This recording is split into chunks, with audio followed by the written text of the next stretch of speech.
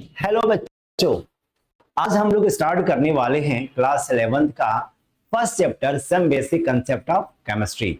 और उस चैप्टर में बहुत इंपॉर्टेंट टॉपिक है लॉ ऑफ केमिकल कॉम्बिनेशन। अब ये केमिकल रिएक्शन को प्रोसीड करने के लिए हमारे साइंटिस्टों ने अलग अलग रूल्स बनाए, उसी रूल्स को हम लोग देखने वाले हैं। अगर हम लॉ ऑफ केमिकल कॉम्बिनेशन की बात करें तो वैसे 6 रूल्स होते हैं, बट 5 रूल्स को ज्यादा फोकस किया जाता है। पहला रूल क्या है बच्चों? Law of conservation of mass. Second rule क्या है? Law of different proportion. Third rule क्या है? Law of multiple proportion. Fourth क्या है? Gay Lussac law of combining volume. And fifth क्या है? Avogadro law. जो 6 है लॉ ऑफ रेसिप्रोकल ऑफ, उसको मैं एलिमिनेट कर दिया है। इसी 5 रूल हम लोग देखने वाले हैं। अगर मैं पहले लॉ की बात करूं तो इस लॉ को हम लोग बोलते हैं लॉ ऑफ कंजर्वेशन ऑफ मास। इसका मतलब क्या हुआ कि मास can not be created not be destroy.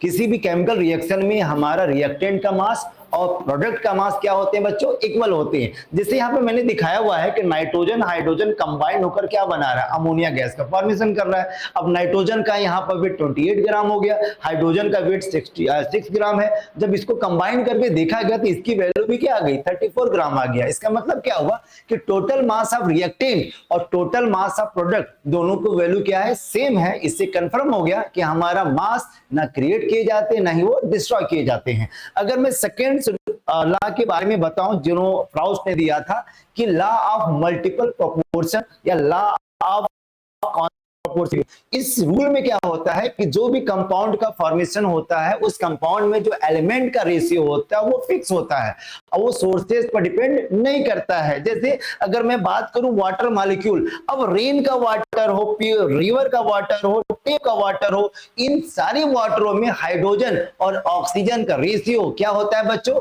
2:16 होता है। इसका मतलब क्या हुआ कि हर कंपाउंड के एटम या एलिमेंट का रेशियो क्या होता है? फिक्स होता है। यही ये रूल बताता है। अगर मैं थर्ड लॉ की बात करूं, लॉ ऑफ मल्टीपल प्रोपोर्शन, जिन्होंने डाल्टन ने दिया था, उन्होंने बताया कि अगर कोई दो एलिमेंट कंबाइंड होकर दो डिफरेंट कंपाउंड या मॉलिक्यूल का फॉर्मेशन करता हो और एक एटम का मास डिफरेंट हो और अदर एटम का मास डिफरेंट हो, वो कंबाइंड होकर एक सिंपल रेशियो का फॉर्मेशन करता है। जैसे कि मैं बात करूं कि कार्बन और ऑक्सीजन मिलकर क्या बना रहा है बच्चों? Carbon monoxide and carbon dioxide. अब यहां पे देखो कार्बन का मास क्या हो गया? फिक्स हो गया है, बट ऑक्सीजन का मास क्या है? डिफरेंट हो गया है। तो जो डिफरेंट मास है इनके बीच में जो रेशियो है वो होल नंबर के इक्वल होगा, मतलब 1:2 होगा। वैसे ही अगर मैं फोर्थ रूल की बात करूं, गै-लुसाक लॉ, तो गै-लुसाक लॉ ने एक कंडीशन दिया कि हमारा टेम्परेचर एंड प्रेशर क्या होना चाहिए?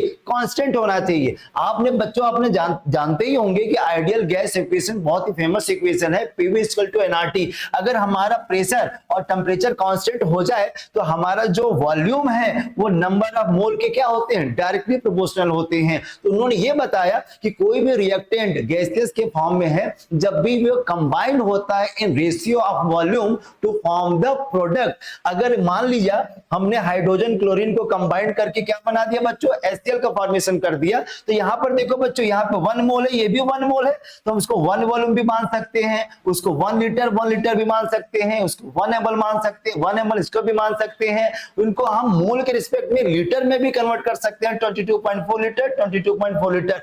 वैसे ही अगर मैं प्रोडक्ट साइड की बात करूं, चूंकि यहां पे मोल कितना बच्चों? 2 है, इसलिए वो 2 volume 2 litre 2 ml and 2 × 22.4 litre में भी ये कन्वर्ट हो सकता है।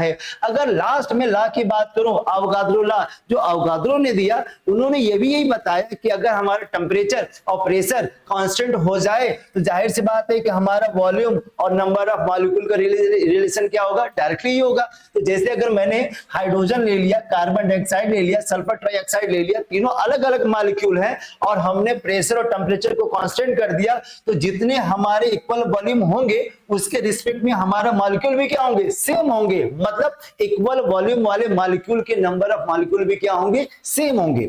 ये तो रूल्स के बारे में था।